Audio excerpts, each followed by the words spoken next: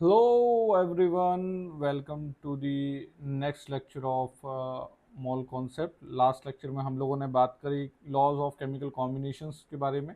ठीक है, नाउ अब हम कुछ कुछ चीज़ें बात कर लेते हैं आगे की। ठीक है, सबसे पहले मैं बात करूँगा सिग्निफिकेंट नंबर्स की। एंड सिग्निफिकेंट नंबर से पहले कुछ चीज़ें होती हैं जैसे मिली, किलो, ये कैसे हम लोग डिफाइन करते हैं, इसकी भी थोड़ी सी बात कर लेते हैं यहाँ पर। ठीक है, तो यहीं डिस्कस कर लेते हैं, दैट इज़ मल्टीपल, मतलब 10⁻⁻3, 10⁻⁻6, 9, 12, 15 में क्या होता है। ठीक है, उसके अंदर प्रीफिक्स क्या यूज़ करते हैं हम लोग। ठीक है, एंड उसके सिंबल्स क्या होते हैं। ओके, है बहुत बेसिक सी चीज़, बट हमें आइडिया होना चाहिए कि आगे ऐसा ना हो कि कन्फ्यूज़न वाली चीज़ हो। ठीक है, तो यहाँ पर बात कर रहे हैं 10⁻⁻15। ठीक है, 10⁻⁻15 को हम लोग क्या बोलते हैं, फेम्टो बोलते हैं। जैसे मीटर अगर लिखूँ तो फेम्टो मीटर उसे बोलते हैं, और या तो फर्मी मीटर भी बोल देते हैं। ठीक है, स्मॉल एफ से बेसिकली इसको हम लोग डिनोट करते हैं। ठीक है, यहाँ पर नेक्स्ट अगर मैं बात करूँ 10⁻⁻12, 10⁻⁻12 जो होता है वो हमारा होता है पी को, जैसे पी को मीटर होता है। ठीक है, और उसको हम लोग रिप्रेजेंट करते हैं स्मॉल पी से। एक होता है 10⁻⁻10 जो कि ज़्यादा यूज़ में आता है, दिस इज़ एंगस्ट्रॉम। ठीक है, एंगस्ट्रॉम जो है वो डिनोट होता है ए डिग्री से, ए के ऊपर डिग्री। ठीक है, 10⁻⁹ एक 9 भी होता है। 10⁻⁹ जो होता है वो होता है हमारा नैनो, एंड नैनो को हम लोग रिप्रेजेंट करते हैं स्मॉल एन से। नाउ 10⁻⁻6 होता है इसके बाद। 10⁻⁻6 को हम लोग रिप्रेजेंट करते हैं माइक्रो से। ठीक है, फैराडे की जो मतलब कैपेसिटर की चार्जिंग होती है वो हम लोग माइक्रो फैराडे सेंस में यूज़ करते हैं। माइक्रो को हम लोग म्यू से रिप्रेजेंट करते हैं। फिर आता है 10⁻⁻3, -3 इज़ मिली, जैसे मिलीमीटर या मिलीलीटर। ठीक है, ये सब। ठीक है, स्मॉल एम हम इसके लिए यूज़ करते हैं। फिर आता है 10⁻⁻²। ठीक है, दैट इज़ सेंटी, जैसे सेंटीमीटर होता है। ठीक है, तो हम इसको रिप्रेजेंट करते हैं सी से, दैट इज़ सेंटी। ठीक है, एंड नाउ इसके बाद आता है 10⁻⁻1, ये होता है हमारा डेसी। ठीक है, काफ़ी बार डेसी मोलर करके भी लिखा होता है, तो दैट मीन्स उसका मतलब होता है 1/10। डेसी को हम लोग रिप्रेजेंट करते हैं स्मॉल डी से। फिर आता है 10, दैट इज़ डेका। ठीक है, डेका को रिप्रेजेंट करते हैं डी ए से। ठीक है, उसके बाद हायर नंबर्स आ जाते हैं, जैसे 10⁻2 को जो है हम लोग बोलते हैं हेक्टा।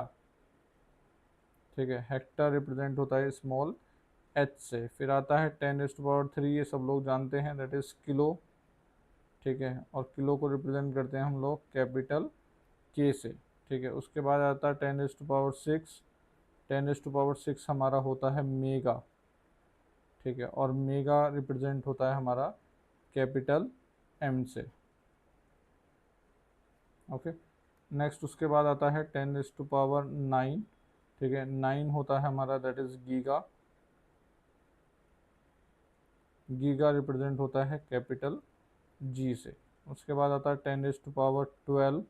ठीक है, ये होता है हमारा टेरा, जैसे टेराबाइट होता है, गीगाबाइट, उस तरह से ये रिप्रेजेंट होता है कैपिटल टी से। उसके बाद आता है 10⁻15, ये होता है पीटा। ठीक है, टेरा के बाद क्या आता है, पीटा, और एक रिप्रेजेंट होता है कैपिटल पी से। क्लियर, बेसिक सी चीज़ है। ठीक है, मल्टीपल्स हैं ये। ठीक है, बट यूज़ बहुत डायरेक्टली किए जाते हैं, तो हमें इनका आइडिया होना ज़रूरी है। ओके, ठीक है, अब आगे चलते हैं। कुछ कुछ चीज़ें हमने सिग्निफिकेंट नंबर्स की भी बात करनी है। ठीक है, एंड यहाँ पर हम सबसे पहले लेंगे that is scientific notations. Scientific notations क्या होते हैं हमारे, नोशन लिख दिया, नोटेशंस। ठीक है, अब जो आगे नंबर्स 11 12 में जितने भी नंबर्स हम लोग यूज़ करते हैं वो करते हैं साइंटिफिक नोटेशन में। ठीक है, बेसिकली होता क्या है, साइंटिफिक नोटेशन होता है n × 10⁻⁻⁴ स्मॉल एन। ठीक है, यहाँ पर जो एन है, कैपिटल एन जो है, उसके साथ कंडीशन ये है कि वो 1 से बड़ा या 1 के बराबर, बट लेस देन क्या होना चाहिए, 10 होना चाहिए। ठीक है, और जो स्मॉल एन है हमारा, वो हमारा इंटीजर होना चाहिए, पॉजिटिव भी चलेगा निगेटिव भी चलेगा, दैट मीन्स पॉजिटिव और निगेटिव इंटीजर। ठीक है, इस तरीके से होना चाहिए। ठीक है, ये साइंटिफिक नोटेशन है। साइंटिफिक नोटेशन बेसिकली हमारा capital N into 10⁻⁴ small N होता है। ठीक है, अब हम कुछ एग्जांपल लेके यहाँ देखते हैं एज अ क्वेश्चन के तौर पे, that is represent the following, represent the following in, represent the following in scientific notation। अब कौन कौन सी चीज़ें हैं एग्जाम्पल के तौर पे यहाँ लेते हैं। मैं एग्जाम्पल्स लिख देता हूँ पहले पूरे, आप एक बार ट्राई करो। जैसे 283 को कैसे लिख सकते हैं हम लोग, नेक्स्ट 0.00156 को हम लोग कैसे लिख सकते हैं, थर्ड 287 प्लस 35.6 इसको कैसे लिख सकते हैं।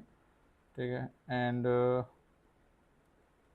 फोर्थ 0.05 इंटू 63 इसको कैसे लिख सकते हैं। ओके,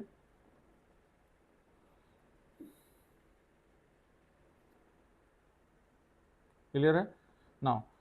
अब आपने ट्राई कर लिया है तो बात कर लेते हैं। सर 283 को हम क्या लिख सकते हैं, 2.83 इंटू 10⁻²।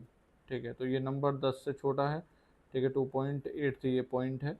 इसकी अगर मैं बात करूं तो ये क्या लिख सकते हैं हम लोग, 1.56 इंटू 10⁻, क्या जाएगा, माइनस में 3 आ जाएगा। क्लियर, ये अगर ऐड करेंगे हम लोग तो ऐड करके कितना आएगा, 322.6, जिसको हम लोग साइंटिफिक नोटेशन लिख सकते हैं 3.226 इंटू 10⁻²। क्लियर, ये पहला नंबर जो है 10 से छोटा होना चाहिए। अब इसे मल्टीप्लाई अगर हम लोग करें तो ये क्या आएगा, 3.15।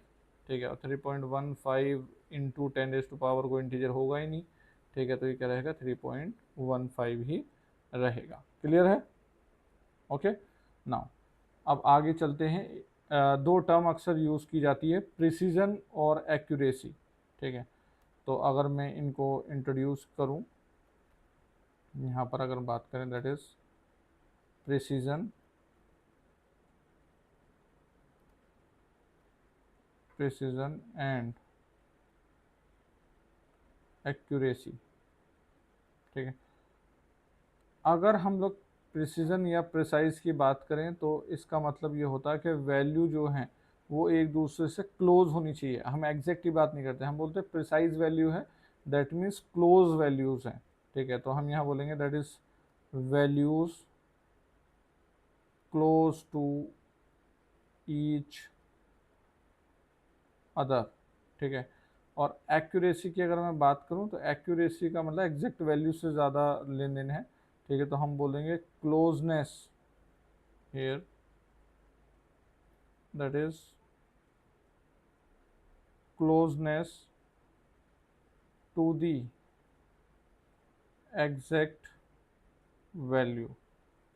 ठीक है, यहाँ पर मैं एक एग्जांपल भी लेता हूँ। ठीक है, जिससे कि तुम्हें प्रिसाइज और एक्यूरेट का आइडिया थोड़ा लगे।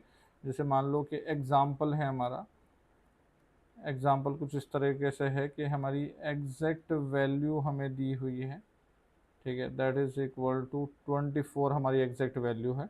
और अब हमें 3 सेट ऑफ डेटा दिए गए हैं। ठीक है, 3 सेट क्या क्या हैं, जैसे सेट ए है एक, ठीक है, एक सेट बी है और एक सेट सी है। ओके, सेट सी है।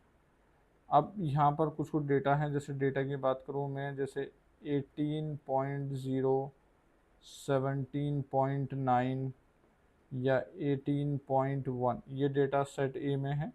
सेट बी में है 24.0, ठीक है, और 23.9। सेट सी में है 11, 18, 27। ये तीन तरह के सेट बेसिकली हमको, ठीक है, गिवन है। ओके, ठीक है। अब बात ये आती है कि अगर हमें प्रिसाइज और एक्यूरेट में अगर इनको डिफाइन करना हो तो हम लोग किस तरह से बोलेंगे, ठीक है। जैसे पहला सेट जो है उसकी वैल्यूज़ काफ़ी क्लोज हैं, ठीक है, तो हम लोग क्या बोलेंगे इसको, that is a precise set, ठीक है। बट एक्यूरेसी से लेना देना नहीं, क्योंकि एक्यूरेट वैल्यू तो 24 है, ठीक है। सेकेंड वाले की अगर मैं बात करूं तो ये प्रिसाइज भी आसपास भी वैल्यू है और मेन वैल्यू के भी क्लोज है, तो यहाँ हम बोलेंगे that is precise and accurate. Precise भी है, एक्यूरेट भी है। ये क्या है, ना तो आसपास है ना ही एग्जैक्ट वैल्यू के पास है, ठीक है, तो इसे क्या बोलेंगे हम,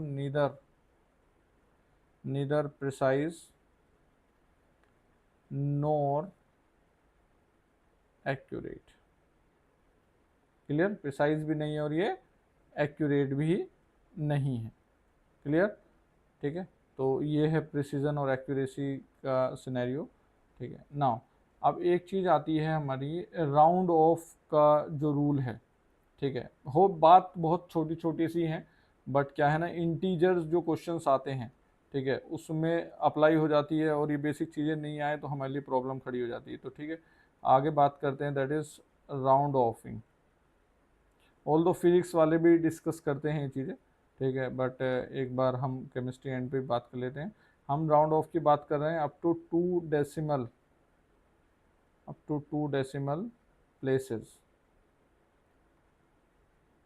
ठीक है। तो यहाँ चार केस लूँगा मैं, जिससे कि क्लियर हो जाएगा हमारा कि कैसे किस तरह से चीज़ें होती हैं, ठीक है। चार एग्जांपल लिए जा रहे हैं, ठीक है। हमें 2 डेसिमल तक क्या करना है, राउंड ऑफ करना है। पहला है 8.536, दूसरी वैल्यू है हमारी दैट इज़ 8.764, 8.764, ठीक है।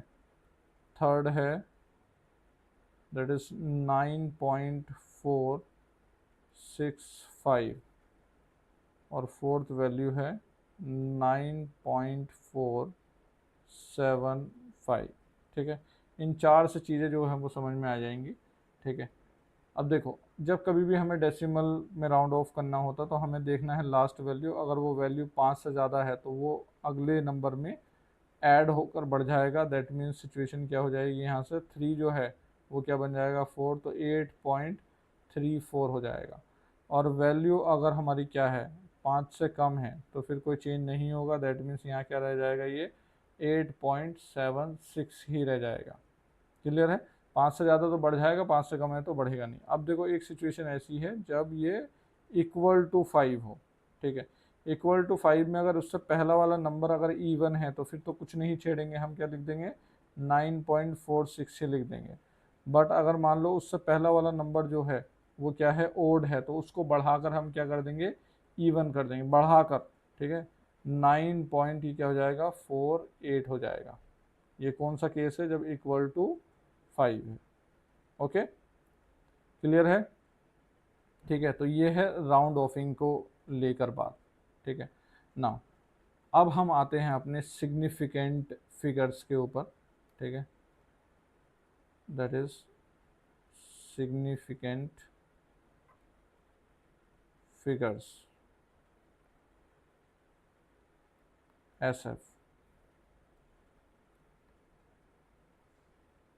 सिग्निफिकेंट फिगर्स के कुछ रूल्स हैं, ठीक है, वो हमें जानने होंगे पहले, ठीक है। उस रूल के हिसाब से चीज़ें चलती हैं, तो मैं रूल्स यहाँ लिखते चलता हूँ, ठीक है, और साथों साथ उसको समझते भी चलते हैं कि रूल्स बताने की कोशिश क्या कर रहा है एग्जाम्पल के साथ, ठीक है। फर्स्ट रूल है या पॉइंट है, that is all non zero digits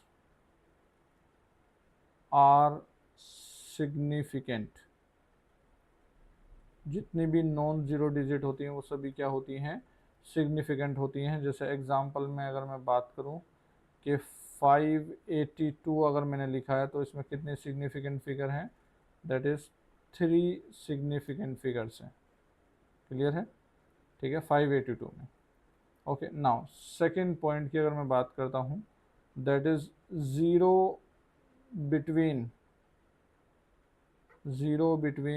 non zero digit, zero between non zero digit is significant.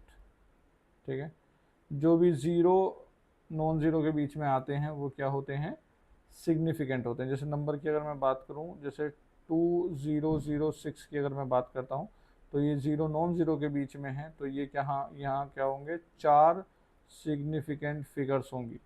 ठीक है, दूसरा अगर मैं लेता हूँ 4.0834, ऐसा कुछ नंबर लेता हूँ और मैं पूछता हूँ कितनी सिग्निफिकेंट फिगर्स हैं, तो तुम्हारा आंसर आएगा 5 सिग्निफिकेंट फिगर्स हैं, क्योंकि ज़ीरो बिटवीन नॉन ज़ीरो क्या होते हैं? हमारे सिग्निफिकेंट होते हैं। ओके, नाउ थर्ड पॉइंट अगर मैं इसमें बताऊं, दैट इज़ वो होगा zero to the left, zero to the left of non zero digit, zero to the left of non zero digit is not significant. Clear? That means अगर मैं example के तौर पर लेता हूँ, ठीक है, कि 0.0062, तो नॉन ज़ीरो से पहले वाले जितने भी ज़ीरो हैं वो सिग्निफिकेंट नहीं होते। दैट मीन्स यहाँ क्या होगा? 2 सिग्निफिकेंट फिगर होगा। या फिर अगर मैं ले रहा हूँ 0.1, तो इसमें क्या होगा? सिर्फ और सिर्फ 1 सिग्निफिकेंट फिगर जो है वो रहेगा। Clear? That is zero to the left of non zero, ये सिग्निफिकेंट नहीं होते हैं। ओके, नाउ फोर्थ अगर मैं बात करता हूँ, ठीक है, वो ये है कि that is zero to the right of, zero to the right of non zero digit, zero to the right of non zero digit is significant, but एक कंडीशन है कि सिग्निफिकेंट तो होंगे, ठीक है, विद द कंडीशन अगर यहाँ पर डेसिमल हो। इफ़ देयर इज डेसिमल, अगर वहाँ पर क्या हो? डेसिमल हो। जैसे अगर एग्जांपल की बात करूँ मैं, तो एग्जांपल जैसे 0.200 है, तो इसमें कितनी सिग्निफिकेंट फिगर्स रहेंगी? 3 रहेंगी, क्योंकि जो जीरो किसके आगे है?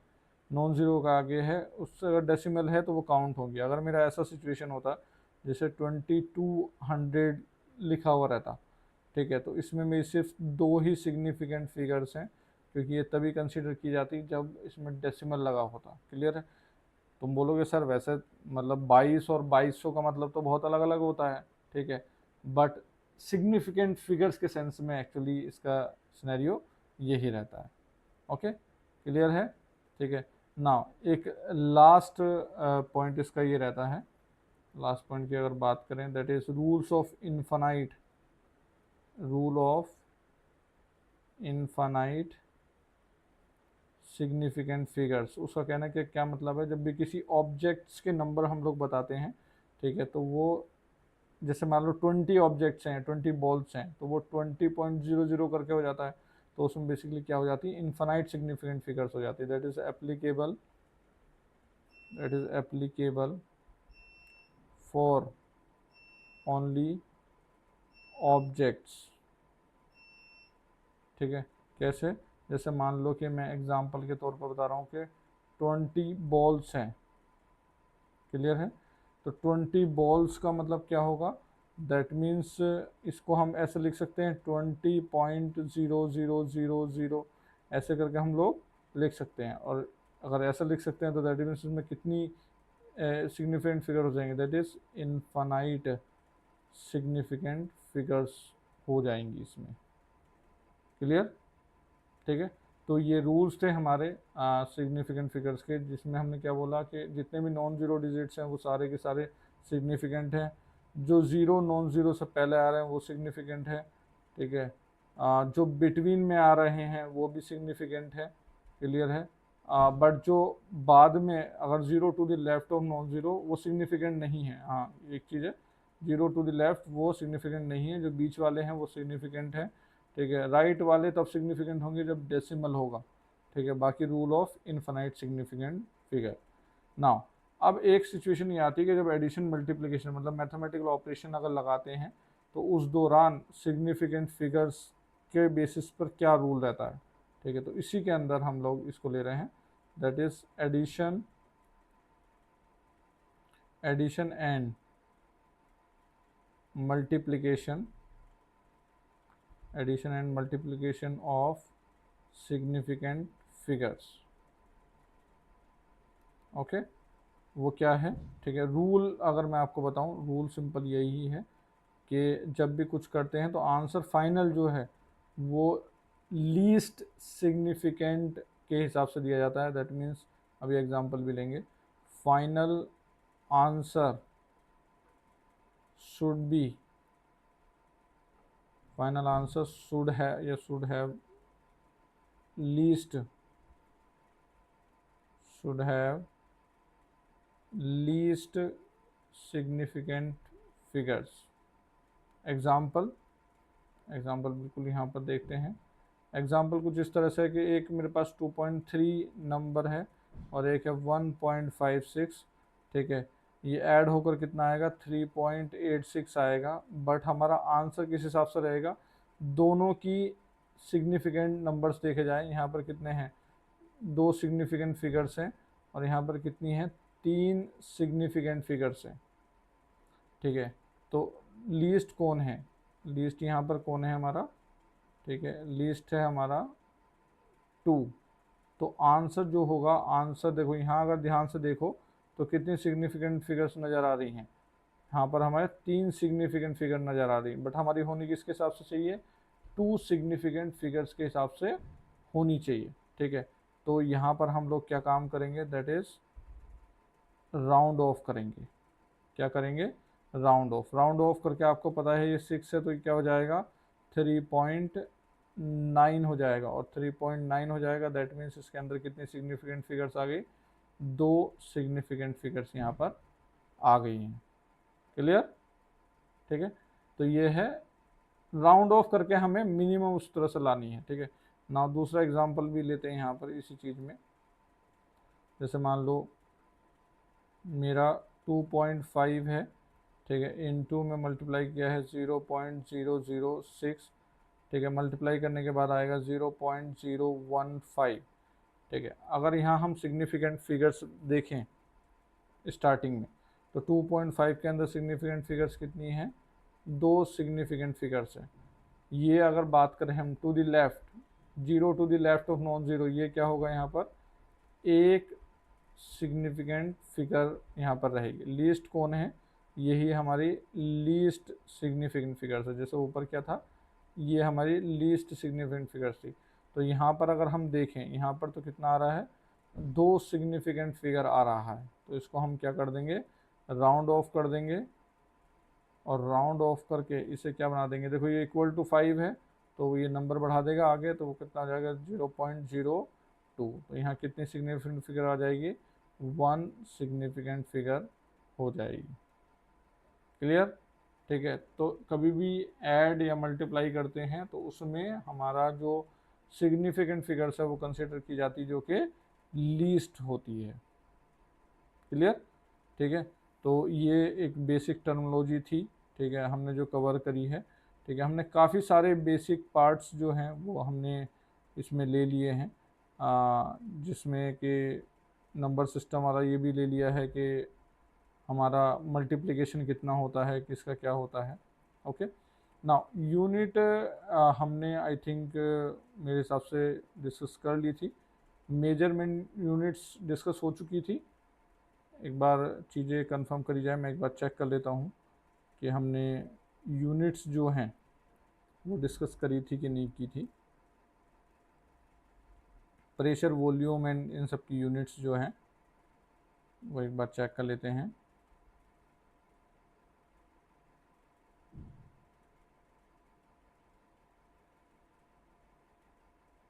1 मिनट का टाइम दीजिए, 1 मिनट। हमने शुरू में मास डिस्कस किया था,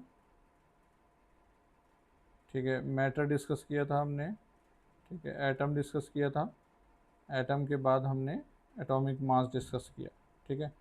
उसके बाद हम लोग कहाँ ले आए थे, उसके बाद हम लोगों ने मोल कैलकुलेशन की। इसका मतलब हमने, ठीक है, ये जो हमारे यूनिट्स हैं, बेसिक मेजरमेंट यूनिट्स हैं, वो हमने नहीं ली थी, ठीक है, ओके। तो यहाँ पर हम वो वाला पार्ट भी कवर कर लेते हैं, दैट इज सम बेसिक या सम मेजरमेंट यूनिट्स, ओके। तो प्रेशर, वॉल्यूम एंड टेम्परेचर, इन तीनों का डिस्कशन जो है हमें यहाँ पर करना है। तो सबसे पहले हम ले लेते हैं हमारा प्रेशर। अब अगर मैं तुमसे पूछता हूँ कि प्रेशर की एसआई यूनिट बताओ, ठीक है, तो तुम आराम से बता दोगे एसआई यूनिट क्या होती है। एसआई यूनिट क्या होती है, दैट इज पास्कल। पास्कल क्या होता है, न्यूटन पर मीटर स्क्वायर। ये ऐसा यूनिट होती है, बट सिर्फ यही यूनिट नहीं होती, बहुत सारी यूनिट होती है। एटीएम होती है, बार होती है, एमएमएचजी होती है। तो ठीक है, अगर हम इनको रिलेट करें, अगर मैं बोलता हूँ 1 एटीएम जो एटमॉस्फेरिक प्रेशर होता है, ठीक है, ये होता है 1.01325 बार के बराबर ये होता है, ठीक है।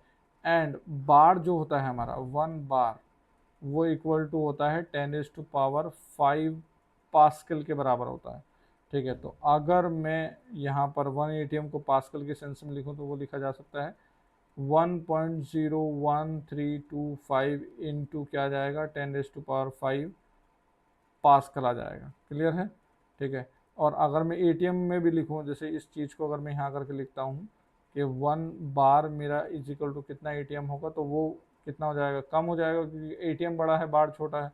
तो 1 बार इज़ नथिंग बट 0.987, ऐसा कुछ हमारा एटीएम होता है 1 बार के बराबर, ठीक है। क्लियर है। अब नाउ अगर मुझे एमएमएचजी में लिखना हो, ठीक है, तो मैं मरकरी एक एटीएम पर 760 मिलीमीटर जो है वो राइज कर जाती है, तो दैट इज 760 mmHg। इसको हम लोग 76 सेंटीमीटर HG भी बोल सकते हैं।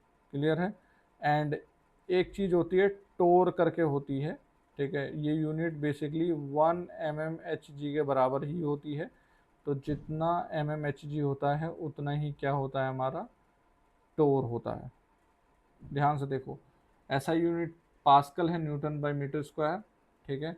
And 1 ATM is equal to इतना होता है बार, 1 बार इतना पास्कल होता है। एंड फिर इस तरह से ये सारी यूनिट्स हैं, मैं ये बोल रहा हूँ ये सारी यूनिट्स हैं, जगह जगह कहीं भी यूज़ आएगा, ठीक है, तो इन्हीं यूनिट्स का यूज़ आएगा। ये एक ओवरऑल डिस्कशन जो है हम लोग यहाँ पर कर रहे हैं, ठीक है। नाउ सेकेंड अगर मैं बात करता हूँ दैट इज़ ऑफ वॉल्यूम, ठीक है। वॉल्यूम की अगर मैं बात करूं, ठीक है, तो वॉल्यूम की जो एसआई यूनिट है, वॉल्यूम की जो एसआई यूनिट है वो होती है दैट इज मीटर क्यूब, ठीक है, ये हमारी एसआई यूनिट है। अदर यूनिट अगर हम बात करें, ठीक है, तो अदर यूनिट को यहाँ से निकालते हैं कि अगर मैं पूछता हूँ 1 metre cube is equal to कितना सेंटीमीटर क्यूब, तो तुम्हारा आंसर आएगा दैट इज 10⁶। और अगर मैं तुम्हें बता दूं कि 1 सेंटीमीटर क्यूब ही हमारा 1 सीसी है, ठीक है, और इसी को क्या बोलते हैं हम लोग, 1 ml बोलते हैं। तो ये किसके बराबर हो जाएगा, 10⁶ ml के बराबर हो जाएगा। और 10⁶ अगर ml हो गया तो दैट मीन्स ये क्या हो जाएगा, 10⁻³ लीटर हो जाएगा। ओके, तो 1 metre cube is nothing but 10⁻³ हमारा क्या होता है, लीटर होता है। ओके, अच्छा एक चीज़ मैं बता दूँ, 1 डेसीमीटर जो होता है, 1 decimetre cube, here 1 DM cube जो होता है वो कुछ और नहीं होता, वो 1 लीटर होता है, ठीक है। Decimetre cube is 1 litre. Okay, तो इस तरह से वॉल्यूम के डिफरेंट डिफरेंट यूनिट्स जो हैं वो यूज़ कर ली जाती है। बस ध्यान रहे कि 1 सीसी किसके बराबर होता है, 1 ml के बराबर होता है। क्लियर? नाउ थर्ड क्वांटिटी हमारी वो है दैट इज टेम्परेचर। टेम्परेचर को हम रिप्रेजेंट करते हैं कैपिटल टी से। अच्छा यहाँ मैं वॉल्यूम बता दूँ, वॉल्यूम हम रिप्रेजेंट करते हैं कैपिटल वी से। कैपिटल वी जो है हमारा वॉल्यूम के लिए है, ठीक है। और अगर हम लोग बात करें प्रेशर की तो वो है capital P. Okay, now temperature हमें पता है कि एसआई यूनिट हमारी क्या है, बहुत ज़्यादा यूज़ में आने वाली unit that is kelvin. SI unit is kelvin, ठीक है। अदर यूनिट जैसे डिग्री सेल्सियस, फ़ारेनहाइट, ये सब होती है। अगर मुझे केल्विन निकालना हो, टेम्परेचर केल्विन में निकालना हो, तो मैं क्या क्या करता हूँ, डिग्री सेल्सियस टेम्परेचर में हम लोग क्या ऐड कर देंगे, 273.15 ऐड कर देंगे, तो हमारा किस में निकल जाएगा, केल्विन में निकल जाएगा। अगर मुझे टेम्परेचर फ़ारेनहाइट में निकालना है तो मैं क्या करूँगा, that is 9/5 temperature in degree Celsius plus हम लोग क्या कर देंगे, दैट इज़ 32। तो हमारा क्या निकल जाएगा, टेम्परेचर डिग्री फ़ारेनहाइट में निकल जाएगा। ओके, ऑल्दो बात ये है कि ज़्यादातर जो हमारा टेम्परेचर यूज़ होता है वो केल्विन में होता है, फ़ारेनहाइट में तो बॉडी टेम्परेचर ही बेसिकली निकाला जाता है। ओके, क्लियर है? अच्छा, ये 9th-10th में भी डिस्कशन आता है कि किस टेम्परेचर पर ये दोनों बराबर हो जाएंगे, तो अराउंड -40 आता है वैल्यू निकल कर, जिस पर ये दोनों वैल्यू क्या हो सकती हैं, बराबर हो सकती हैं। Okay, clear? नाउ एक चीज़ होती है आइडियल गैस इक्वेशन, जो बेसिकली इनके ही फंडे जो है यूज़ करते हैं, ठीक है।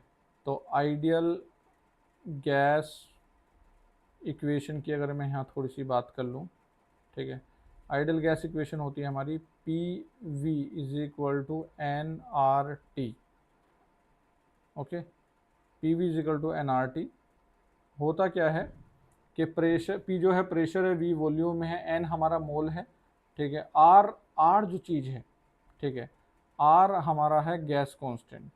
यहाँ मैं अलग से लिख देता हूँ, universal gas constant. R is universal gas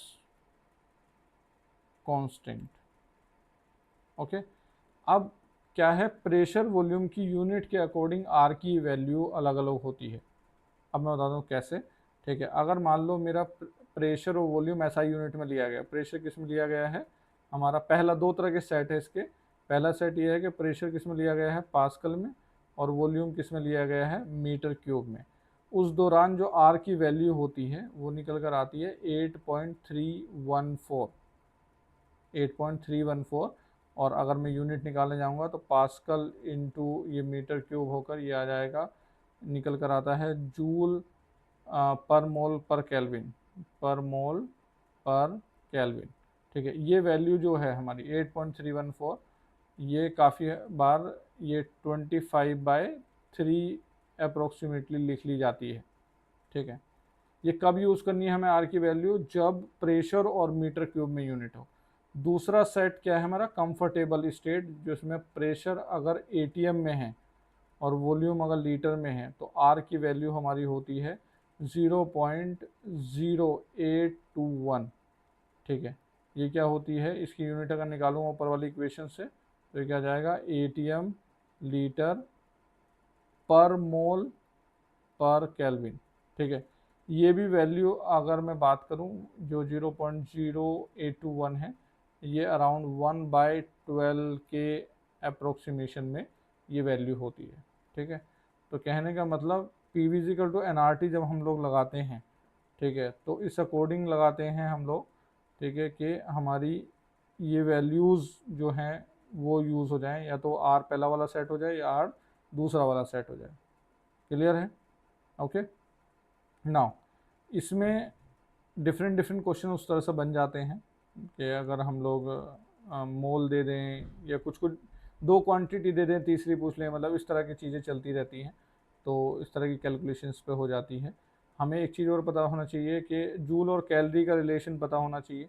कि एक चीज़ अगर मैं बताऊं आपको कि 1 कैलोरी जो होता है, 1 कैलोरी वो किसके बराबर होता है, 4.18 जूल के बराबर होता है 1 कैलोरी। ठीक है। एंड अगर हम जूल को CGS में अगर हम कन्वर्ट करें तो 1 जूल जो होता है, ठीक है, 1 जूल वो बेसिकली किसके बराबर होता है, 10⁻7 अर्ग्स के बराबर होता है, जो कि CGS यूनिट है। क्लियर है। और काफ़ी बार ये वाला टर्म यूज़ कर लिए जाते हैं कि 1 ATM लीटर, ठीक है, और जब निकालने जाते हैं तो ये निकल कर आता है 101.3 जूल के बराबर निकल आता है ATM लीटर। ठीक है। और अगर मैं बात करूँ 1 बार लीटर की अगर हम बात करें तो ये निकल कर आता है 100 जूल के बराबर। ऑल्दो ये वाली जो क्वांटिटीज़ हैं, ATM लीटर या बार लीटर, ये हम लोग थर्मोडायनेमिक्स में यूज़ करेंगे आगे जाके, तो तब और भी बात करेंगे इस बारे में। बट ये चीज़ें जो हैं, 1 कैलोरी कितना होता है, CGS और SI में रिलेशन, ये यूज़ में आ जाता है। ओके, ठीक है। तो काफ़ी सारे ऐसे डिस्कशन हम लोगों ने इस लेक्चर में किए जो कि बेसिक थे, फंडामेंटल थे। ठीक है। और ये कवर किया। अब हम अगले लेक्चर में डेफिनेटली मोल एनालिसिस पर बात करेंगे, क्योंकि काफ़ी डिले हो गया है। काफ़ी सारी बेसिक चीज़ें जो हैं, क्योंकि चैप्टर का नाम भी बेसिक कॉन्सेप्ट ऑफ केमिस्ट्री है, तो बहुत सारी चीज़ें इसमें ऐसी आती हैं जो कहीं ना कहीं फंडामेंटल है। अब यहाँ क्लियर कर लेंगे तो हमारे लिए आगे के लिए स्मूथ हो जाता है पाथ। ठीक है। अब हम नेक्स्ट क्लास में हमारी stoichiometry, that is mole analysis stoichiometry, वो डिस्कशन में लेंगे। ठीक है। तो मिलते हैं नेक्स्ट लेक्चर में। Bye bye. Thank you.